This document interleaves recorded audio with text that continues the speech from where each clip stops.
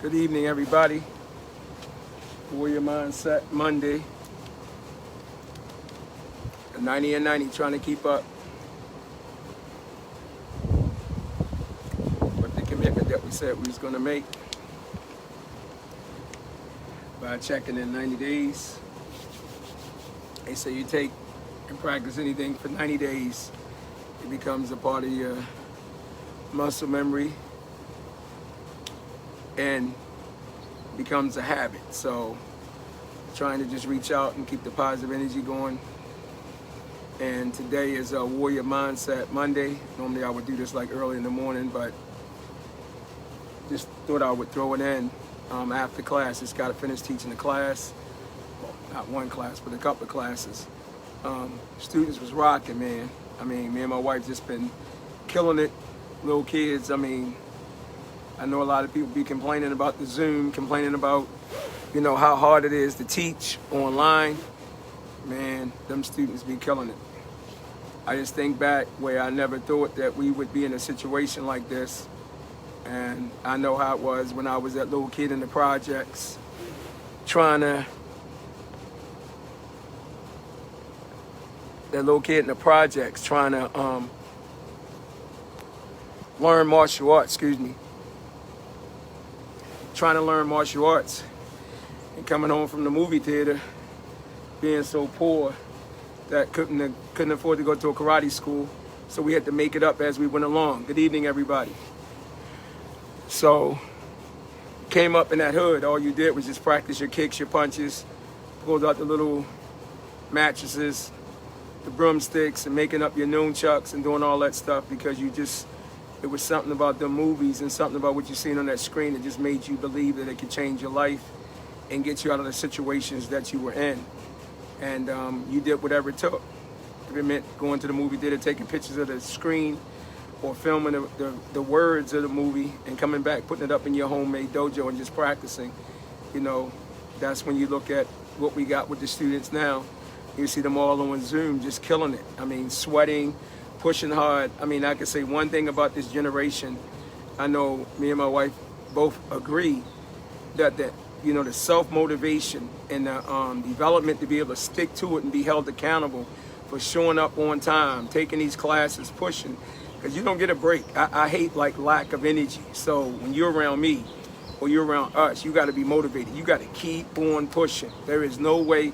I hate like those moments of pause, moments of hesitation, moments of question, because when it's time to get it in and it's time to move forward, you can't be sitting back thinking. You got to be moving. You know, that analyzation is done in the studio. It's done, you know, when you got the time to plan your work, and then when it's time to work that plan, you can't be stopping and thinking, you know. So today I just want to talk about something that ties right into that particular topic. Is the principle of this month based upon the warrior's mindset. But like everything, I always like to start with a prayer. God grant us the serenity to accept the things we cannot change, the courage to change the things we can, and the wisdom to know the difference. So warrior's mindset, the way warrior mindset works, every month there's a principle that ties right into each emotion that we go throughout that month. If you know anything about 12 steps means 12 months of the year. So somebody, since these principles have been developed, they don't just come from programs like Alcoholics Anonymous or anything. You can find them in the Bible. You can find them in any book that deals with spiritual development. And every month there's an emotion that people research and like, man, this is how I feel. You know, it's like seasons change. What's the emotions that you feel during that season?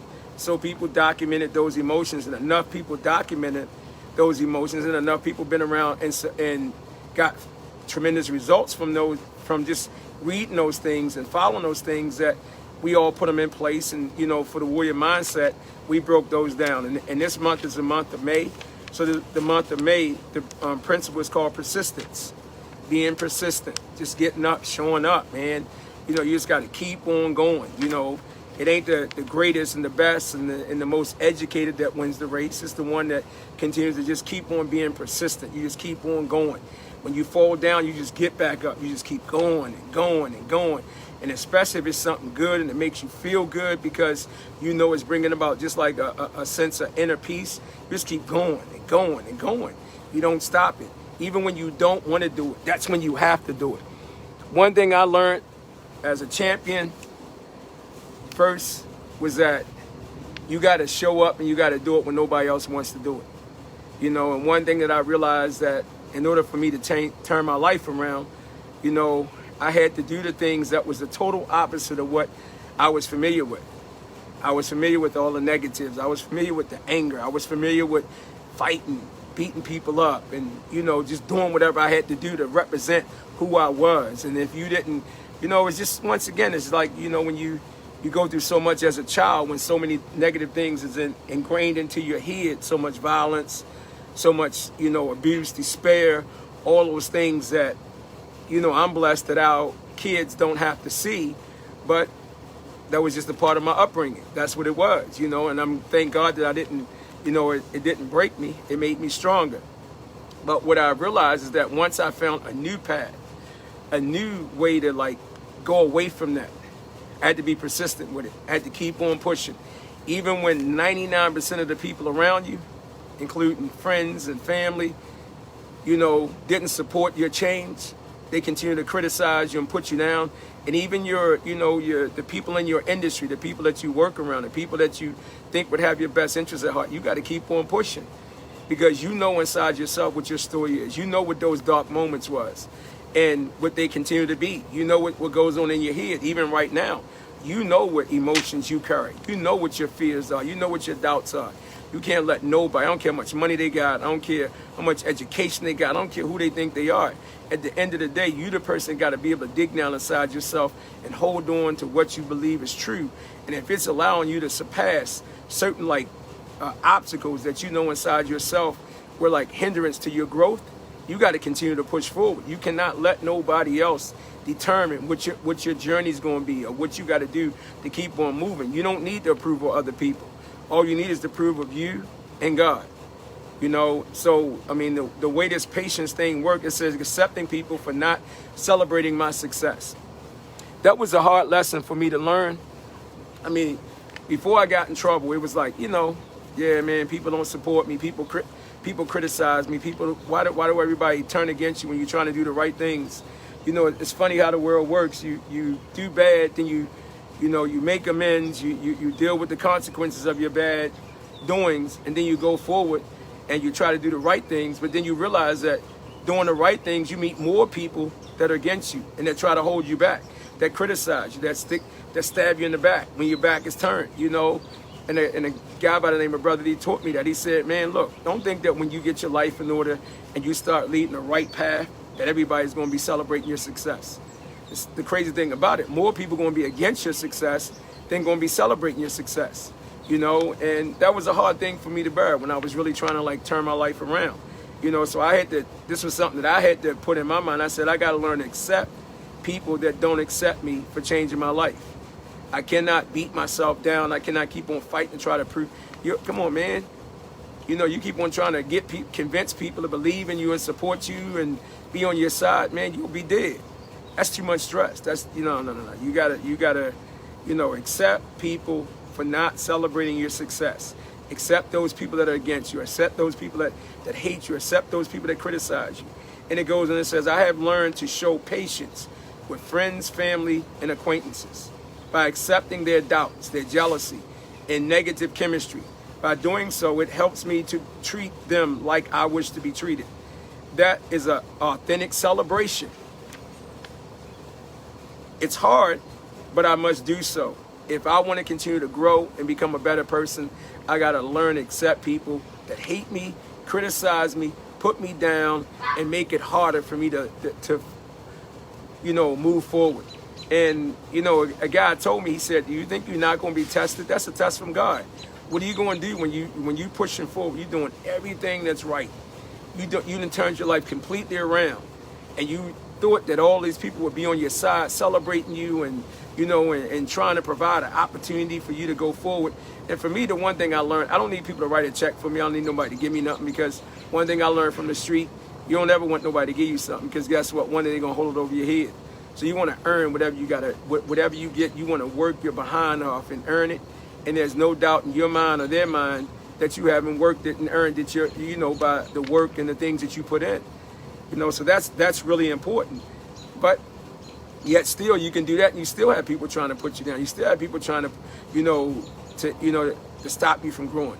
But I look at it as once again, the spiritual saying, it says, God only gives us what we can bear. So when those things come, you got to look at them as a test.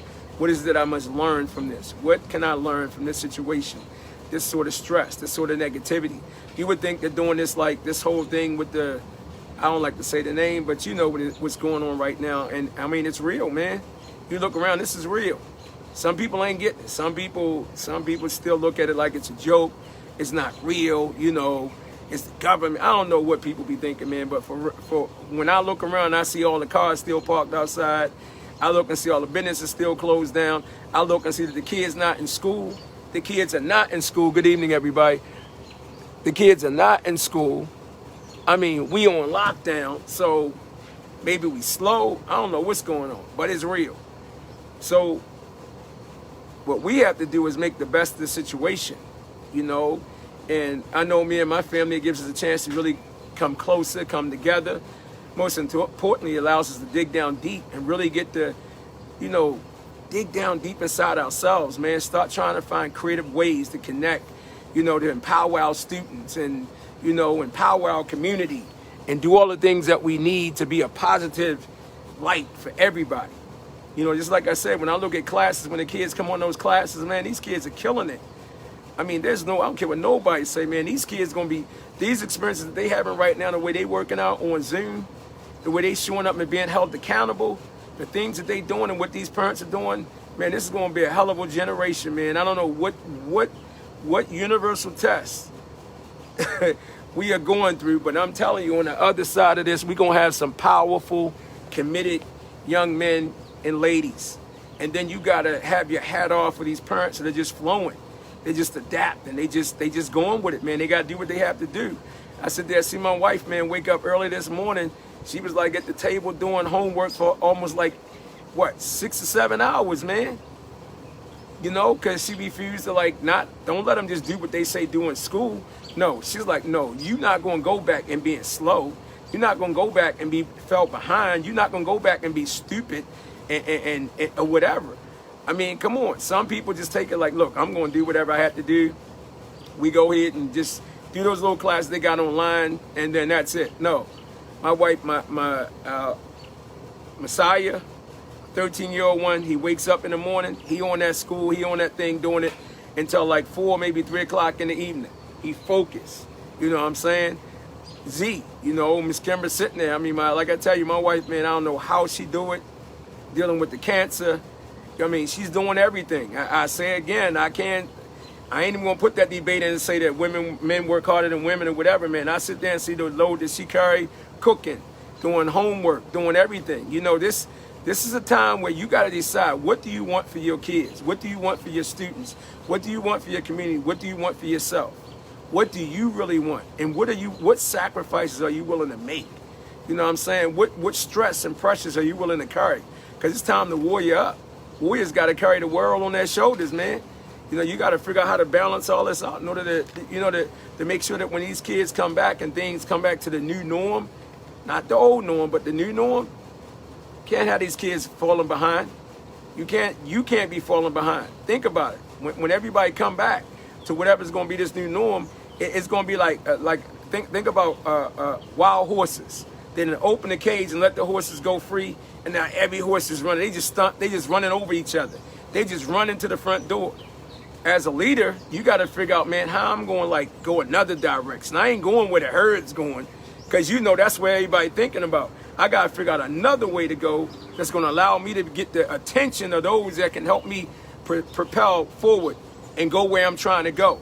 And that's going to take a lot of work. That's going to take a lot of you got to prepare for that right now, man. What you do right now determines what you're going to be when that opportunity comes.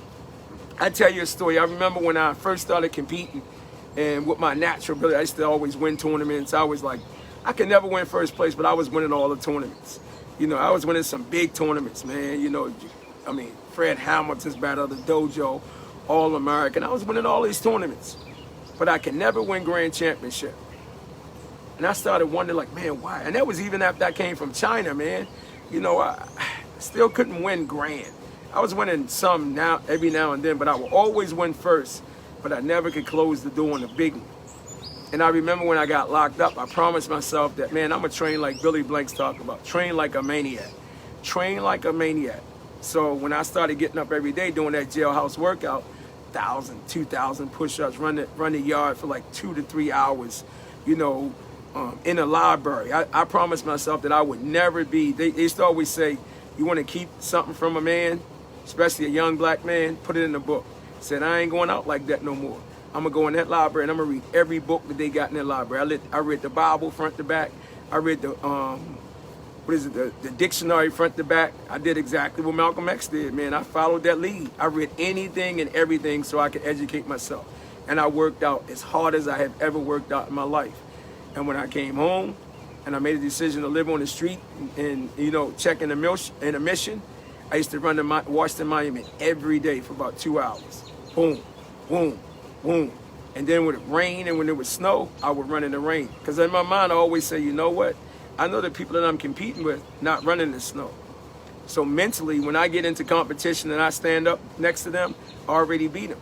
So I had already, and I read that one time. That's what Chuck Norris said he used to do to train. He already beat his competition. He would train harder than them. He would visualize his success. You know, when he was going to the tournament, all he had to do was show up and get the trophy. And that's exactly what happened. By training that hard, I knew nobody wasn't training like that. I knew the circuit. I mean, once you, the funny thing about it, once you get like muscle memory and you get a routine going, truth of the matter is anybody that know katas, know weapons, and even fighting, most of the time you ain't got to practice your kata because it's already a muscle memory. You just go up, you know, bow in, boom. You might still beat the guy that been training hard, but they don't have a set routine. They always change up. But when you got a set routine and your body remembers that routine, truth of the matter is you just go in, bow, and you just go through the whole motion, boom. It comes just like that. But what I wanted more. No, I ain't gonna rest on my laurels. And that's what I did. And then I started winning grand championship. And then that's when I was able to win those world championship titles. So that's kind of like what we got. Well, it ain't kind of like, that's what you got to do right now. You got to work right now. What you do right now will determine what you're going to become tomorrow. And when this thing is, you know, when we back to that new norm, that's how you're going to live. You're going to be a manifestation of what you're doing right now. So if you make excuses, if you're not like, you know, exerting yourself, you're not digging down inside trying to find new things within your own psychic, then guess what? It's going to be kind of hard for you to excel forward and succeed in that new norm. And it goes on and says this, so I learned to be patient with others, even myself, because through the slow and steady process, learn to be patient with yourself. You got all the time in the world right now. Time is the most valuable thing. That's more valuable than money. Once you learn to take your time and value your time, you're going to learn things that when we were running so fast through the hustle and bustle, we just jumped over. We just took for granted. We didn't pay attention to. I want to pay attention to the small little detailed things right now.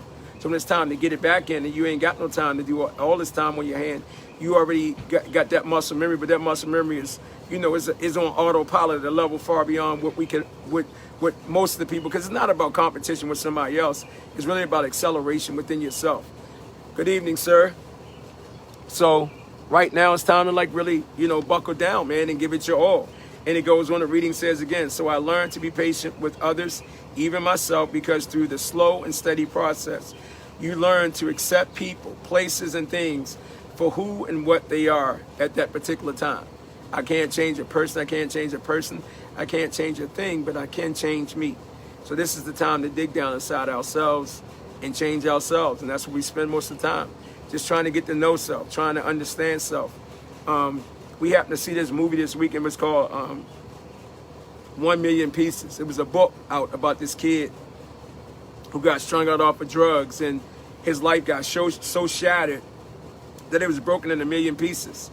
And when I was looking at that thing, man, it just reminded me of my own story. And this morning in one of my readings, it was saying something that was similar. It said, if you had to write on your tombstone right now how you want to be remembered, what would it say?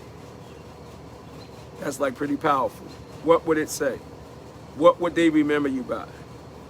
Or will you die? You know, somebody said, you know, we died 2 times. We died a physical death And then we died a spiritual death, where when you did, nobody else is talking about you because you didn't leave anything that would empower and help other people. And I know for me, the one thing I would like to have on my tombstone is that I tried to bring everybody together. I tried to get everybody to work together. Good evening, Master Brown. I tried to get everybody to work together for the benefit of the youth. Miss Kimber said hi, Master Brown. Love you. She said she loved you, Master Brown. She in there. You know how the women do, the wives, they be working their behinds off. So she, after teaching class, now she in there cooking. But, you know, that's what I want, man. I just want to be remembered for trying to bring everybody together and trying to empower the next generation so they would never have to go through what I went through. And that takes a lot of patience. It takes a lot of disappointment because sometimes there's a lot of setbacks in the process of that. But, yes, sir. But that's what my commitment is. That's why, you know, I know so many people stepped in and helped me, including my instructor, Master Brown, and helped me save my life. So now my duty is to make sure that when you write on my tombstone, I hope that's what it said. A man that tried to unite the world for the betterment of the youth. That's what I want my tombstone to read. You know, because I used to try to unite the hood when I was like doing crime. I was the guy that can go to West Baltimore, East Baltimore, South Baltimore, North Baltimore. You know, when you come up in the city of Baltimore, you can't go in all those different hoods. If you from East Baltimore, you better not go to West Baltimore. If you from West Baltimore, you better not go to East Baltimore. But because of my personality, and I remember Master Brown said that one time, he said, man, you have a personality where if you told somebody to jump out the window, they'd jump right out the window. It's funny that it took jail for me to remember that. I realized that I have a personality that connects people. Really, that's my mom's personality, because that's how my mom always say that. My mom fit the whole neighborhood, man.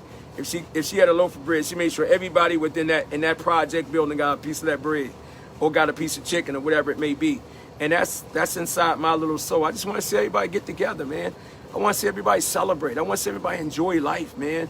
Why do we have to be better than? Why does somebody have to be less than? Why does somebody have to be in charge? Why can't we all just get along? Why can't we all just like work together, cooperate, have a fellowship of like-minded individuals so we can empower the world and change the world, because we all working in harmony. One of the things that this guy Simon Sinek said in his new book called The Infinite Game, he talks about there is no win. There is no win and lose. At the ultimate level of life, it's not about win and lose. It's about living. It's about prosperity. It's about inner peace. It's about a vibration to walk in the room and uplift people. When you see somebody down, see somebody like struggling, you just be that beacon of light and hope for them. And then in return, they be that beacon of light and hope for you. That's what Brandon Malicio was saying. You know, Master Brown said the same thing. You know, he was saying, man, you know, come on, I ain't the master. I ain't the leader. At any given time, we lead one another. And a man by the name of Brother D, who really helped me change my life when I was incarcerated, he said that. He used to say, I said, Brother B, man, you the man, man. You done gave me everything, man. I owe you. He said, nah, you don't owe me nothing. He said, and it ain't about me, man. He said, I'm just passing on the message that came through me from God, man. And it's my duty to give it to the next generation and keep going on. So all you got to do, same thing Master Brown would say, give it to somebody else. That's all we got to do. And I believe if we do that, man, the world will be a better place. We look at this time right now as forcing people to come together. It's forcing people to love one another a little bit more. I mean, if we could do anything, man, just like love a little bit more, care a little bit more. That's what Brandon Beliso said when he came on board and he was talking about Miss Kimber. He said, love her harder, train harder, serve harder, give harder. You know, and that's all I want to do, man. I just want to be just one harmony, man. Don't have to be about, you know, black or white, bad or good, you know, positive or negative, because they all are part of, you know, everybody got to go through the process. But if we ride with someone that's truly committed to just trying to find, you know, the way out, man, through all good, there's bad. Through all bad, there's good. We just got to be patient. We got to be committed to know what the outcome is that you want. And for me, it's just to have that peace, harmony, and happiness, you know, just in the universe. Wherever I go, I just want to connect people. A fellowship of like-minded people. And martial arts just happen to be the vehicle and the tool used. So we got to be persistent. And like I said, that principle in the warrior mindset is about persistence. You know, you have to be persistent. And the key to it all, to me, that I realized, I always tell the students, I don't know if Master Brown remember this. I remember when he first started teaching me the broadsword, he would show me one move, then he would go in the office and sit down for probably like 30, 40 minutes. You know what I'm saying? He'd be in the office, sit down for 30 or 40 minutes. You know, and I always tell the students, you know, I learned that he can hear the sound like, He can know, just from the rhythm of what you're doing, he can know if you was really committed to what you were doing. But I never cheated, because I wanted it so bad. I wanted to learn. I wanted that lesson. I wanted that relationship to grow so bad that I wouldn't lie. I wouldn't cheat. I would not take it for granted. And that allowed me to become the person I am today. And that's what I try to tell all the students, man. Don't worry about who's watching you. Don't do it for me. Don't do it for Miss Kimber. Don't do it for your mom. Don't do it for your dad. Do it for yourself. Good evening, sir. Do it for yourself. Be persistent, because it makes you, it's something that you feel inside your soul. It connects you to something much higher, a spiritual level, man, that's far beyond what you could ever imagine. And when you can connect to that and you do it for that level, man, it don't matter what approval you get from anybody. It doesn't matter what approval you don't get from anybody. The only approval you need is your approval between you and God. And when you have that, I don't even want to say can't nobody stop you, because it's not about nobody stopping you. But you will not stop yourself, because that is called self-love, man. And when you have that, as Brandon Malicio said, we will create a tribe of positive, empowering people that we will all connect, and we will all grab hands, and we will all walk together in a chain of strength, a chain of positivity and love and peace, harmony, and happiness. And if we can give that to our kids, can you imagine what the world will be like? Maybe that's the reason why some of these things going on. It's time for a change. It's time for us to love each other a little bit more. It's time for us to be a little bit more respectful towards the seniors and the pioneers before us. It's time for us to love our wives more. It's time to take a little bit more time with our kids. It's time to look at the love of our students, not as a dollar bill or a contract or something like that, but for the love of one another. That's what it's all about, man. And for that, that's why I continue to push. So, I thank everybody, man. Just, thank you for joining in. Once again, Warrior Mindset Monday. All about, once again, this principle is about persistent. Just being persistent. Getting up when you fall down. Get right back up. When I fall down, I get up real fast. I don't hesitate getting up, because I don't like being down, man. I don't ever want to be down ever again. So I get right back up, man. As Les Brown said, if you fall down, you look up. If you can look up, you can get up. Just get right back up. Just keep it moving. And guess what? This too shall pass. And we'll be on the other side, like I always say. We'll be on a beach somewhere drinking non-alcoholic beverages, saying, man, whoa, that was a hell of a journey, wasn't it? Now look where we at. So peace and blessings to everyone. Thank you, Master Brown. I just try to carry on the knowledge that you have given me and other people that have given me, like my mom and my dad, and just make sure that we can make sure the next generation have a prosperous and better life than what we have all had. Not saying we're going anywhere, but at least we can see them continue to take it to a whole nother level. So peace and blessings, everybody. I want to end with a prayer. God, please bless everyone that's going through what's happening right now in the world. We hope you continue to guide us and give us the peace, the harmony, the happiness, the smiles, the love, the care that we see so many people sharing right now. Please allow us to get through this and get to the other side of this, and allow us to be able to jump for joy and celebrate and be united and connected and do whatever we need to do to make sure we bring about a better, harmonious world than what we had before. We beg of you. We ask you to help those that are struggling right now, especially some of the people that are close to us that are struggling through something right now that they never expected to happen to them. But we know that if they continue to have the faith and not live in the fear, it will pass. And we will be on the other side of this. We beg of you, God, please continue to guide us and show us your will and your way. And thank you for such a blessed day, an awesome day. We love you, and we cherish every waking day that you allow us to wake up and live another day. Peace and blessings to everybody that has been here, and nothing but love. Thank you, everybody.